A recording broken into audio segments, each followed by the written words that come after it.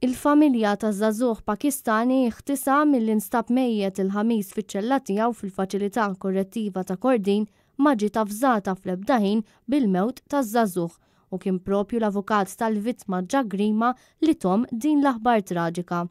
Net News tkellem mal-avukat Grima li spjegalna kif sar jaf bil-mewt ta' iħtisam. Jiena bħala l-avukat tiegħu ovvjament jiena kont rajt l-artiklu fil-medja u ħassejt li kien opportuni li nkellem il-familja u ninformaw milli ngħid priġunier Pakistani.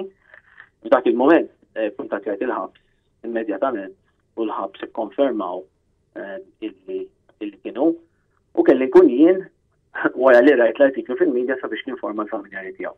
Ġifieri ħadd mill-ħabs, ħadd mill-awtoritajiet mandenja ruħu sabiex jiċempel mill-familjari jew għall-avukati tiegħu u jinformhom li dan il-priġunier tilef ħajtu. Grima stqar ma' Net News li din l-aħbar ħasditu minħabba li iħtisam ma kellu l-ebda problemi ta' saħħa u lanqas ma kellu problemi fil-ħabs.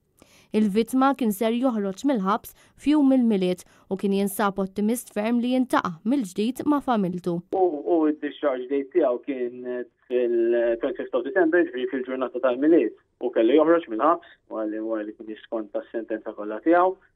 Min-naħa tagħna għamilna l-arranġamenti kollha sabiex ikun jista' jmur lura l-Pakistan u jqatta l-vaganzi u l-perjodu tal-miliet mal-familjari tiegħu fil-Pakistan.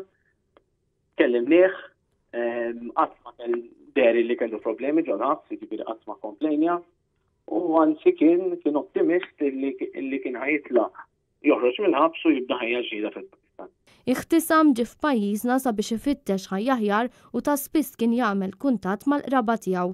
Fil-fatt kien propju lejliet il-mewt tiegħu l-4-18 ta' Novembru li l-vittma kellem lilħuh b'mod normali kif kien ikellmu s-soltu. Dwar il-mewt ta' iħtisam infetħet inkjesta maġisterjali u l-awtopsja mistennija titfa' aktar dawl fuq il-mewt taż-żagħżugħ bil-qraba jitħallew ix-xukkjati bil-mod kif ġew trattati u mħawda li iħtisam seta' miet f'daqqa waħda waqt li kien rieqed mingħajr ebda spjegazzjoni.